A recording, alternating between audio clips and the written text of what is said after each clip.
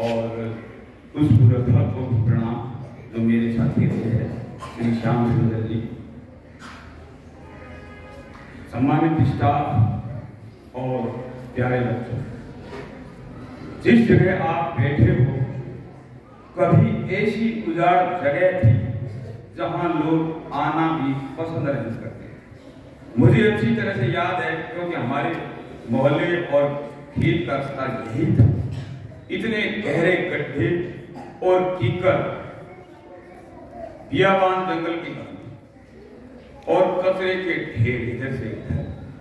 उस जगह को जिस शख्स ने इतने पौधे लगाकर सब्ज बाग कर दिया, मैं उस महात्मा को प्रणाम करता हूं। प्यारे बच्चों, मैं आपको 2-3 छोटी छोटी कहानियां सुना, उसके माध्यम से आपको जानना होगा हमें क्या करना है। उससे पहले थोड़ा सा रिफ्रेश होने के लिए मैं बोलूंगा, देश का नाम कौन करेगा? आप क्या बोलोगे? ये तो है ही। देश का नाम कौन करेगा? दो बार बोलो, देश का नाम कौन करेगा? देश का नाम कौन करेगा? मैं बोलूंगा स्वस्थ भारत, आप बोलोगे सुंदर भारत। स्वस्थ भारत, स्वस्थ भारत, स्वस्थ भारत। मैं बोलूंगा जो बीच राह में बैठ गए, आप बोलोगे बैठे ही रह जाते। जो बीच राह में बैठ गए, जो बीच राह में बैठ गए, मैं बोलूं जो लगातार चलते रहते, आप बोलोगे निश्चय मंजिल पाते। जो लगातार चलते रहते, जो लगातार चलते रहते,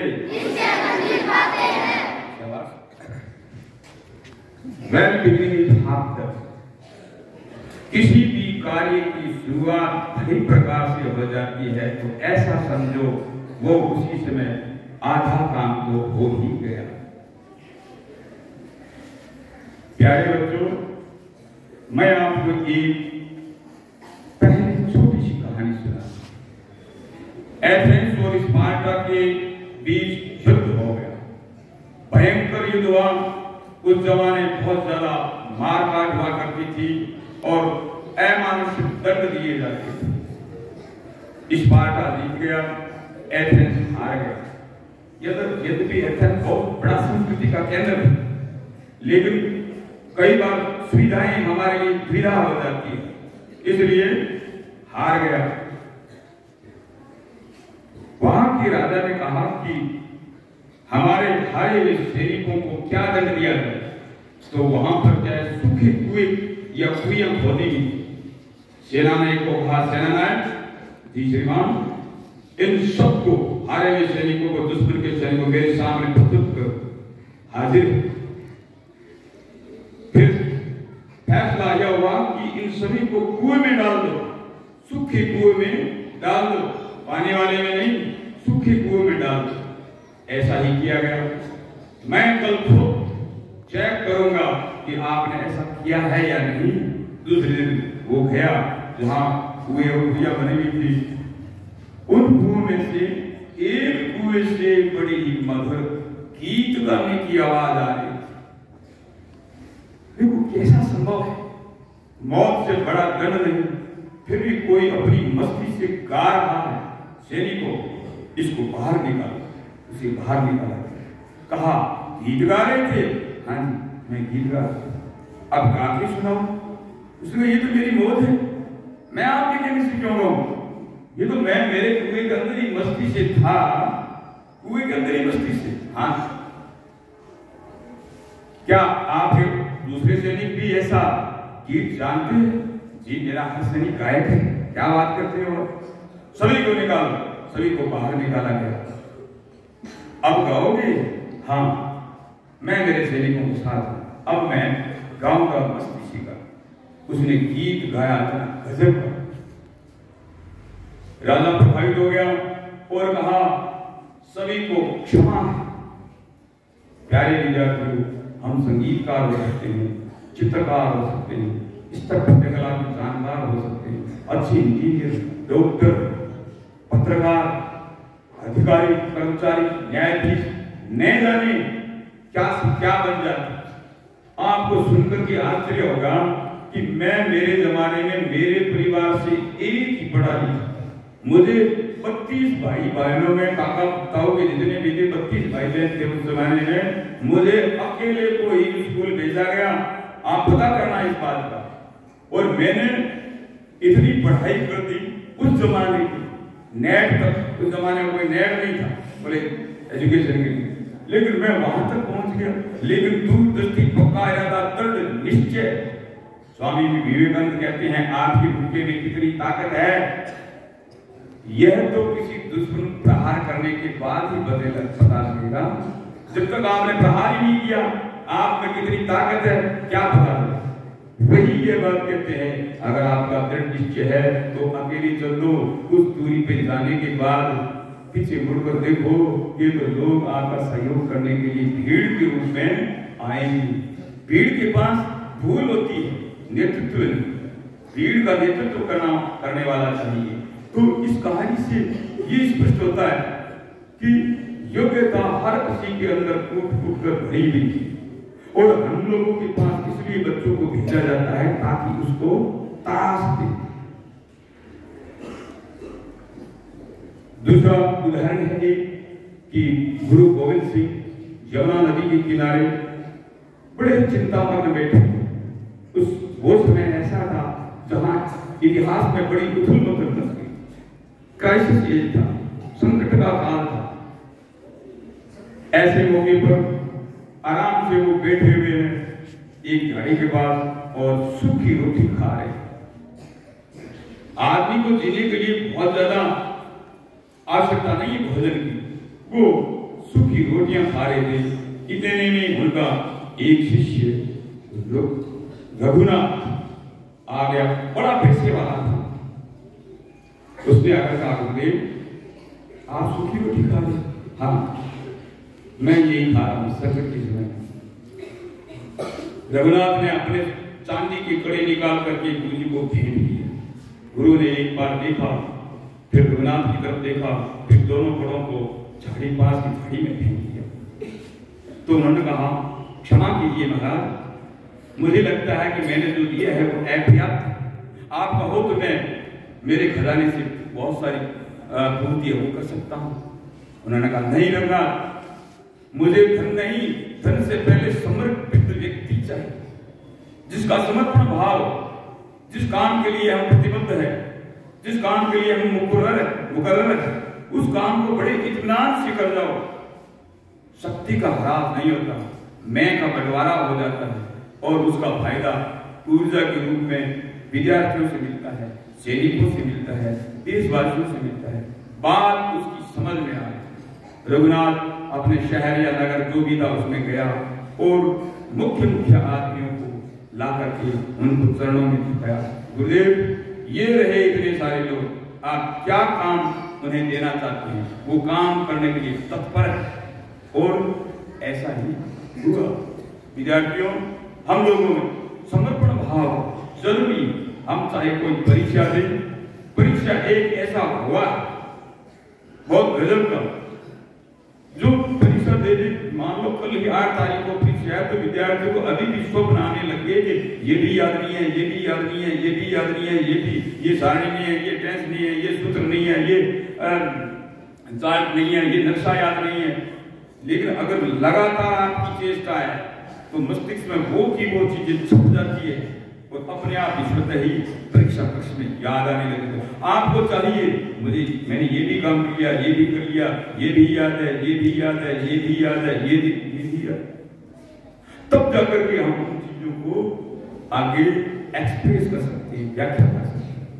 हम लोग एक ऐसा पात्र है, सदा हुआ पात्र, मजबूत पात्र है, जिसमें प्रत्येक चीज स्थिर रह सकती है। लेकिन अगर कोई टूटा हुआ हो उसमें वो चीजें ठहरती नहीं। हमें पात्र होना जरूरी है। अभी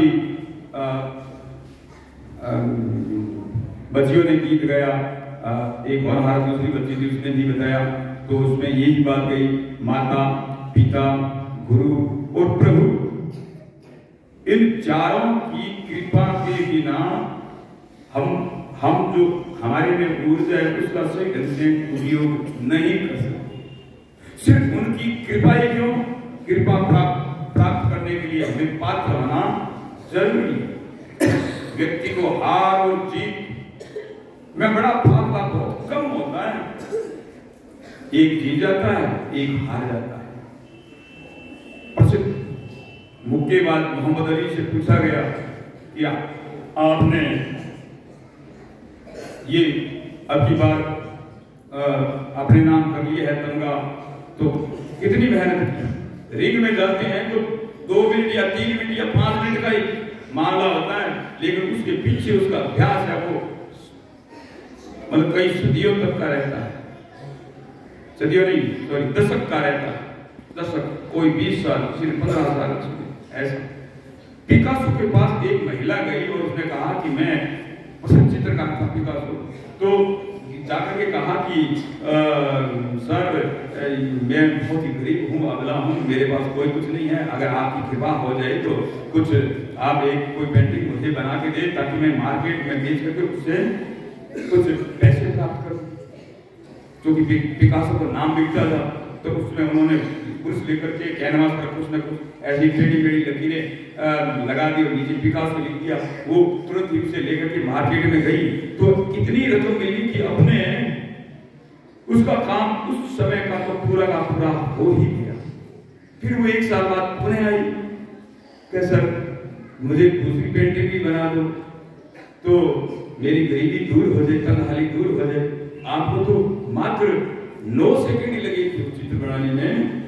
तो उसने कहा उस समय तो मुझे 9 सेकंड ही लगे थे, लेकिन मैंने इसके पीछे 36 साल चित्रकारी का काम किया लगातार। इसलिए चित्र बड़ी, यानी हम जो लगातार अभ्यास करते रहते हैं वो छूटे नहीं। एक अंतिम उदाहरण मैं आपको देता हूं। एक गुरुजी मोहल्ले में से गुजर रही, क्षेत्र से गुजर रही, देखा कि वन से लकड़ियां काट कर लाने वाले छोटे छोटे बच्चे हैं, वो अपनी लकड़ियों की गठरी लिए हुए बैठे हैं और बाजार में बेचना चाहते हैं। वो गुरुजी थोड़ा पार किए तो उन्होंने देखा कि इस बच्चे के पास गठर है, बहुत बढ़िया बात है, इसने तो चलो इसी से पूछते हैं। बच्चे ने कहा हाँ श्रीमान आप लकड़ियां लेंगे? क्या नहीं लकड़ियां तो नहीं लेंगे, लेकिन मैं आपसे पूछना चाहता हूँ क्या ये गठर तुमने ही बांधा है? हाँ श्रीमान ये गठर तो मैंने ही बांधा है। तो क्या इसको खोल कर तुम पुनः बांध सकते हो? हाँ मैं तत्काल बांध सकता हूँ, क्यों नहीं? तो उसने बड़ी तत्परता से वो गठर खोला, इधर लकड़ियां निकली, फिर कहा आपकी आज्ञा हो तो मैं इसको बांध दूं वापस पुनः। तो उसने कहा ठीक है। उसने बड़े ही इत्मीनान से उसने कहा उन लकड़ियों गठर को पहले से भी ज्यादा बेहतर तरीके से उसने बांध दिया।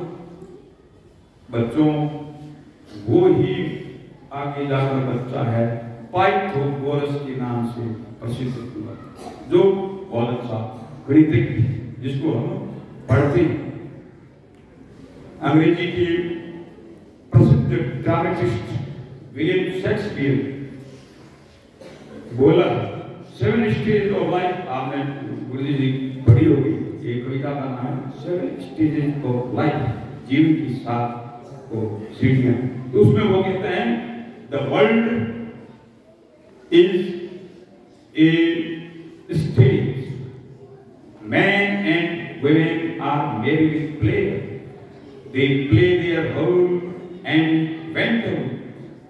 ये संसार एक रंगमंच है, हम यहाँ आते हैं अपनी प्रतिभा दिखा करके अपना रोल अदा करके चले जाते। Every man can reach to summit, it means every man can reach to top but no stay for long time. वहां पर लंबे समय तक वो टिका रहे, ये बड़ी बात है। बहुत कम लोग ऐसे होते हैं जो वहां पर टिकते हैं।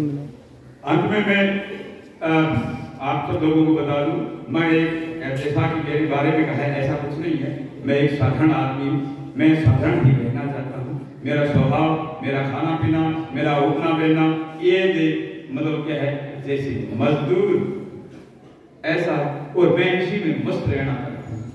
कई बार मैं कई जगह ऐसा, एक जगह मैं सर भी कहूँगा मैं आप मनोज जी को, हालांकि वे विद्यार्थी रहे, अभी देवेंद्र जी यहाँ मकान का मुहूर्त था, तो वहाँ हम वो सुंदरकांड का पाठ है वहाँ चला गया, तो मेरे नृत्य करने के लिए ऐसा ऐसा है उसमें रुचि रखता, तो वो ऐसा ऐसा कर रहे थे कि मैंने कहा ये मेरे को दो आप चिंता को और आप दूसरा काम, तो मैं चिमटे को लेकर के नाचने लग गया और काफी देर तक रहा।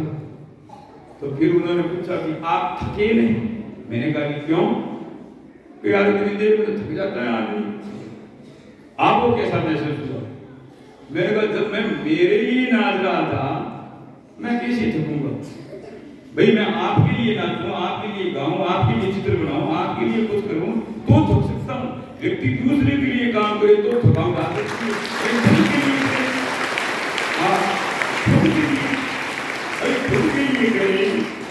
तो थकता तो नहीं है। हर चीज को, हर विषय को जब हम आनंद के रूप में देखते हैं, वो काम, हर काम सरल हो जाता है और प्रभु निश्चित रूप से वो कृपा करता है। मैं इस मामले में सनकी भी हूँ, आप मुझे सनकी भी कह सकते हैं। कैसे? जैसे कि पढ़ाई करनी है, उस जमाने में तो कोई ट्यूशन का जमाना ही नहीं था, ट्यूशन पढ़ ही नहीं सकते थे। लेकिन हमारे अंग्रेजी के टीचर नहीं, तो मनोज जी मैं छगनलाल जी के पास अंग्रेजी की ट्यूशन की, छगनलाल जी हिंदी के थे ना, उनके पास। और फीस क्या थी? एक हमारे घर में भीट को ले जाके ना थे बाढ़ साथ ले वो दिन याद है हम लोगों को, ऐसा पढ़ा मैं और अजय बोल साथ बड़ी परेशानी हो जाती है जब हम कॉलेज में पढ़े, बहुत सारे संकट आते हैं बच्चों। हम सारे अधिकतर गांव के लोग हैं, शहर तो नाम है हमारा, जबकि देहात है। हम जाते हैं 8वीं पास करके, कोई बच्चा 10वीं स्कूल में जाता है, या 10वीं पास करके 12वीं स्कूल जाता है, 12वीं पास करके जब मतलब क्या कॉलेज में जाता है। तो ये बड़े टर्निंग पॉइंट्स है। इसमें व्यक्ति को, विद्यार्थी को, हर एक को बड़ा सावधान रहना पड़ता है और मित्रों का चयन बड़ी समझदारी से करना पड़ता है। मैं आपके सामने इसलिए खड़ा हूं मेरे मोहल्ले से कि मैंने मेरे मित्रों का चयन बहुत खूबसूरती से किया। मैंने मेरे मित्रों का चयन किया ना, वो बड़ा चुनिंदा था और इसी कारण से मैं आपके सामने खड़ा हूं, मुझे मौका मिला यहाँ बोलने का। तो बच्चों, रामधारी सिंह दिनकर को आपने पढ़ा है, वो कहते हैं, क्या कहते हैं? जो पानी से भीगने के खौफ से बचते रहते हैं डूबने का खतरा नहीं है। जो पानी से भीगने के डर से या खौफ से बचते रहते हैं डूबने का खतरा नहीं को है। जिन्हें लहरों में तैरने का अभ्यास है वो मोती लेकर बाहर आते हैं। अरे मेरे जीवन के साथियों, तुम इस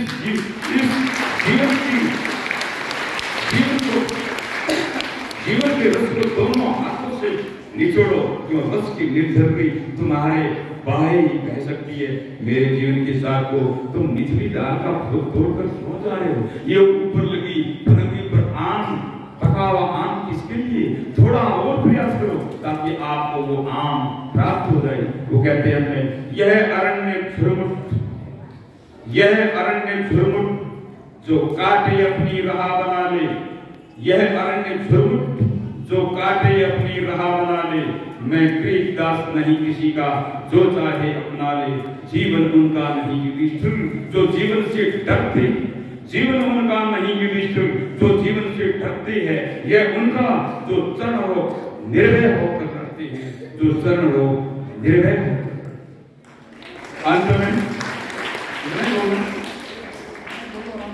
अंत में मैं ये बात कहता हूं, एक बहुत अच्छा राइटर हुआ है, लेखक हुआ है, एसेइस्ट, यानी निबंध वैसे भी है जो कोई भी व्यक्ति अपनी जानकारी, अपना ध्यान पाठकों के लिए बांध करके प्रस्तुत करता है, अपनी अभिव्यक्ति देता है, वो ही निबंध। तो वो क्या कहता है? 3 बार कहते हैं, तो आप ध्यान से सुना। रीडिंग का मतलब है पढ़ना, राइटिंग का मतलब है लिखना, और कॉन्फ्रेंस का मतलब है आपसी बातचीत के द्वारा संवाद के द्वारा। वो बंदा कहता है, जैसे वो क्या है कि यूनानी भाषा के शब्द थोड़े से टीएस लगा आपकी अंग्रेजी। Reading make an full man, reading make an full man, writing an exact man, and conference A ready man. अगर आप सतर्क विद्यार्थी तो पढ़ने से आदमी में पूर्णता आती है, बहुत सारी जानकारियां हो जाती हैं। जैसे पंडित और एक कोई ज्ञानी, दोनों में अंतर होता है। पंडित तो जानकार होता है, लेकिन ज्ञानी आदमी उसको ज्ञान स्वतः प्रकट मालिक ने दे दिया। जैसा कि कबीर अनपढ़ थे लेकिन उनको ज्ञान दे दिया। Reading make a full man, उसके पास जानकारियों का स्रोत होगा, खजाना होगा। Reading make a full man, writing an exact man. अगर आप पढ़ी हुई बात को लिख लेते हो तो वो चीज एग्जैक्ट हो जाती है। हाँ, वो ऐसा ही है। कई बार विद्यार्थी बेमन से पढ़ लेते हैं और फिर याद नहीं रहता। किताब बंद करने के बाद में सोचता है कि मैं क्या लिखूं, तो फिर एक दो लाइन सोचता है, फिर किताब खोल लेता है, क्या लिखा हुआ देख लेते हैं। ऐसा होता है। तो जिसने बड़ी गंभीरता से अध्ययन किया, गो थ्रू डीपली, अगर आप गहराई में गए हो तो आपको वो सारी की सारी चीज याद रहेगी। शर्त यह है कि आपको पढ़ते समय आनंद की अनुभूति होनी चाहिए। Reading make a full man, writing an exact man, and conference ready man. Conference ready man का मतलब है डिस्कशन, बातचीत, संवाद, आपसी वार्तालाप। आप उससे पूछो, वो उससे पूछेगा। इससे मतलब क्या है कि स्थायी तेरा यहाँ पर अनेक प्रकार के विषय हैं जिनको हम पढ़ते हैं। आप लोग गौर करो, आप 4 भाषाओं के जानकार हैं। खुद का अध्ययन करना चाहिए कभी कभी। राजस्थानी, जिसको हम बोल सकते हैं लेकिन लिख नहीं सकते, जिसको हम बोल सकते हैं लेकिन लिखने में बड़ी परेशानी आती है। हिंदी, जो हमारे मीडियम है, जो हमारी राष्ट्रभाषा, संपर्क भाषा है, राजभाषा। इसमें प्रश्न कई बार पूछा जाता है प्रतियोगी परीक्षाओं में। तो संपर्क भाषा है, राजभाषा है, राष्ट्रभाषा। तीसरी कौन सी? इंग्लिश, जो हमारी राजभाषा है वास्तव में। हिंदी बोल रही कातर वाणी, चेरी छोड़कर हो गई रानी। अरे मेरे देशवासियों, मैं बड़े कातर स्वर में कह रही हूँ कि मुझे रानी तुम कब बनाओगे? देश को आजाद 75 वर्ष हो गए, आज भी राजभाषा हिंदी नहीं। तो एक ये होगी संस्कृत, जिसको हम संस्कृत पढ़ते ही हैं। और कई लोग तो दूसरी भाषाओं में हाथ पैर मारते हैं। इसका मतलब क्या हुआ? हम 4 भाषाओं में चीजें हैं वो ग्रहण कर सकते हैं। उसमें ये बताया है, 3 बहुत सारे विषय बताएंगे, लेकिन मैं 3 विषयों को उल्लेख करूंगा यहाँ पर। उसमें ये है कि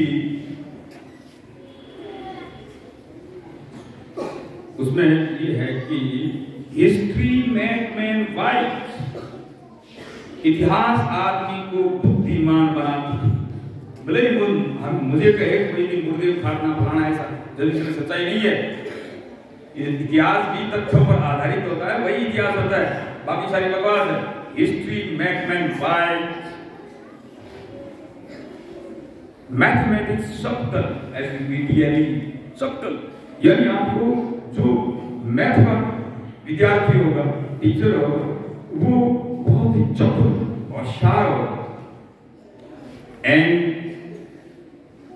शूटिंग गिव अस पैशंस।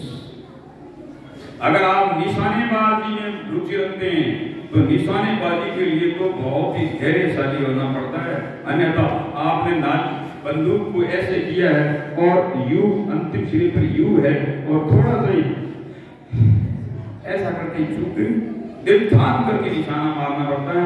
विद्यार्थियों, आपका टारगेट होना चाहिए आपका गोल होना चाहिए, कोई वही आदमी सफल होता है जो निशाने पर अपना गोली है वो लगाता है, टारगेट फिक्स करके।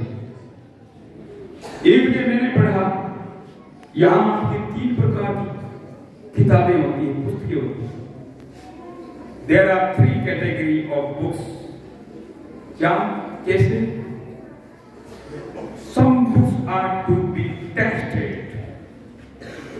कुछ विद्यार्थी है किताबों को सिर्फ टेस्ट करते हैं, पढ़ते नहीं, पास लोग पढ़ते हैं, मन सीरीज महाराजा सीरीज पढ़ते, पता नहीं कैसी कैसी कोचिंग करते हैं, ट्यूशन करते हैं। जबकि अगर आप खुद पढ़ना सीख जाए खुद से ही तो भारी बचत हो जाती है। Some books are to be tested. Some books are to be swallowed. Swallowed. ये निगलने के खाते भी नहीं है। मनुष्य भोजन करता है, खाता है, कुत्ता निगलता है। हमें वो किताबें उनकी बातें पढ़ती है जो अधिकतर पाठ्य पुस्तकों को हम पूर्ण समझते हैं, जबकि उसमें मानक समिति ने, कमेटी ने सारी ऐसी सामग्री दी है जो हम सबके लिए उपयोगी है, लेकिन हम मानते कि उनको बोझ मानते हैं। And few are to be digest. कुछ पुस्तकें ऐसी होती है जो जीवन निर्माण कर देती है। मैंने बहुत सारी आत्मकथाएं पढ़ी है, उसमें सबसे पहली आत्मकथा मैंने पढ़ी नेपोलियन बोनापार्ट। और वो आप सोचोगे मैंने कब पढ़ी, मैं राजस्थानी में बोलूंगा, जब पढ़ी ग्राम लाइट तुम्हारे में मेरी सारी पढ़ाई मतलब लैब में चिमनी नहीं करेगी तो मेरे घर में क्या है, मेरे गाँव गालना दूठी मेरी गाँव को ही सी दूर तक तो गाँव बाहर निकलता ही बा मेरी एक बार तो गाँव को पहुंच पकड़ती और एक बार किताब खोल ठीक गाँव हाल मेरे पापा एक आधी घंटा या घंटा से की भी बट गए मैंने नेपोलियन बोनापार्ट 5 फुट 4 इंच का ही था, लेकिन उसने एक साधारण सैनिक का बेटा था, लेकिन उसने पूरे वर्ल्ड में धूम मचा दी।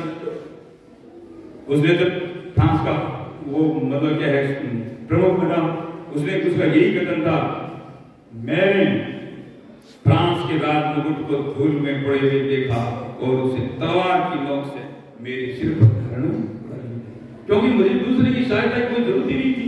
वो आदमी खुद ही सक्षम था, यानी उसी का परिश्रम था खुद का अकेले का कि उसने मतलब ऐसा करके बताया। उसी का कथन है इतिहास का खूब अध्ययन करो क्योंकि वह सच्चा जीवन दर्शन है। जब भी मुझे फुर्सत मिलती थी मैं इतिहास की लाइब्रेरी में जाकर इतिहास की पुस्तकें ही पढ़ा करता। आप सब लोगों ने मुझे झेला, इसके लिए सबको धन्यवाद, नमस्कार। जो मुझे वापस दे देना जो आपको अच्छी लगे अपने पास।